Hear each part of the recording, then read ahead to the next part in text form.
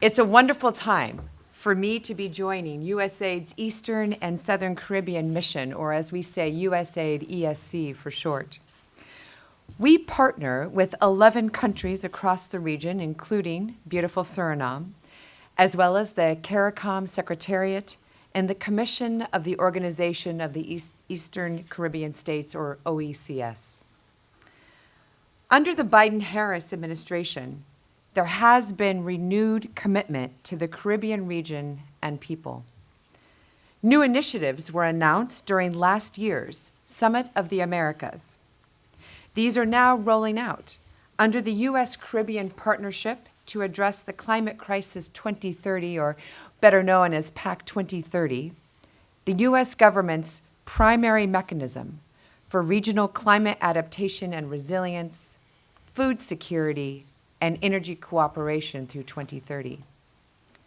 Support from Washington, as well as advocacy from both Ambassador Fauché and Minister Ramdin, now allows us to once again place permanent USAID staff here within the U.S. Embassy to help manage this growing portfolio.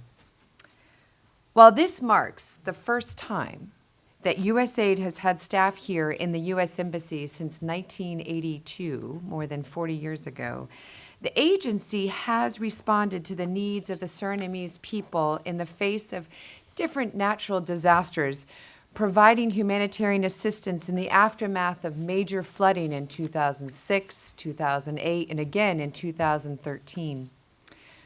Once development assistance resumed in 2016 through the USAID ESC mission, the team partnered with the Meteorological Service in Suriname and the Caribbean Community Climate Change Center to develop light detection and ranging capability, that's the LIDAR capability, and install here in Suriname 16 automatic weather stations to improve flood-related bathymetric surveys and weather forecasting. Our renewed presence in Suriname, working in consort with our embassy colleagues and our ambassador, offers the opportunity to more deeply engage with our Surinamese partners in pursuing development objectives benefiting both our nations and our peoples. We are very pleased to be back, and I thank you for your support and continued collaboration. Met te zeggen dat wij enorm blij zijn met het feit dat USAID haar kantoren weer opent in de ambassade van de Verenigde Staten hier in Paramaribo. Wij hadden reeds een relatie met USAID in termen van projecten. U heeft de opsomming gehoord op het stuk van landbouw, op het stuk van volksgezondheid, op het stuk van het milieu, van investeringen, maar ook incidentele bijdragen met betrekking tot natuurrampen, met name de overstromingen. Die zijn allemaal waardevol gebleken. Het gaat over miljoenen aan US-dollars die dan binnenkomen in de vorm van schenkingen. Het zijn geen leningen, het is technische bijstand.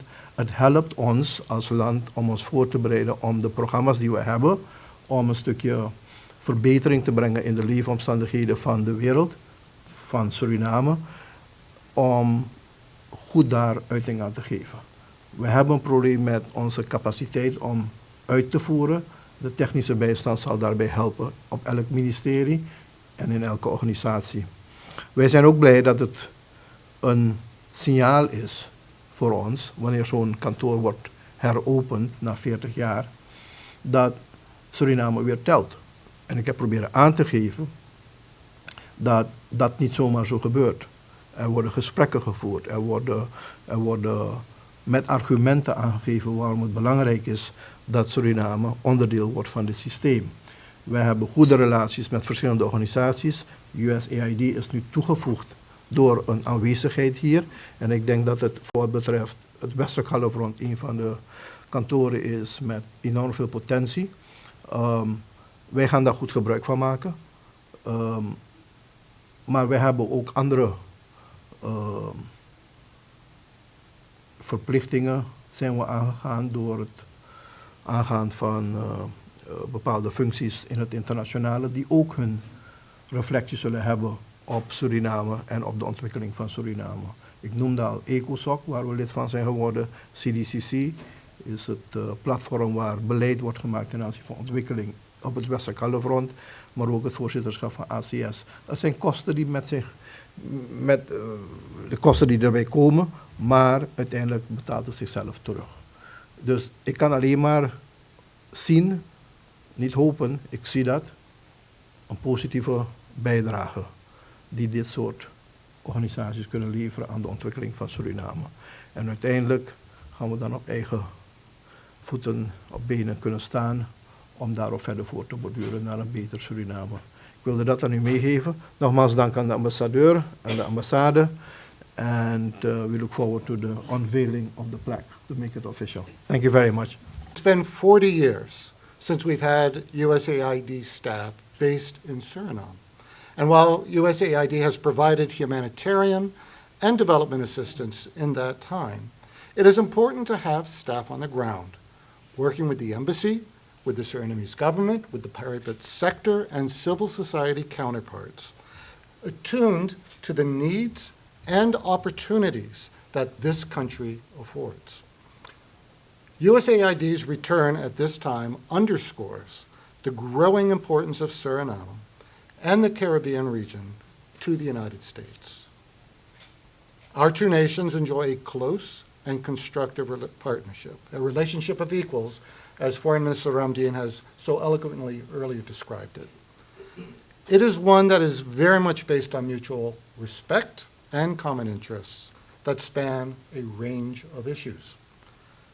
Under the Caribbean Basin Security Initiative, we are working together to disrupt illicit trafficking, strengthen citizen security, and deepen security cooperation.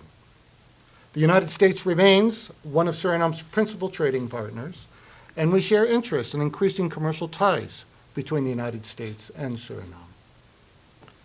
Last year, the U.S. government showcased the importance of the Caribbean region at the Summit of the Americas, as you've heard.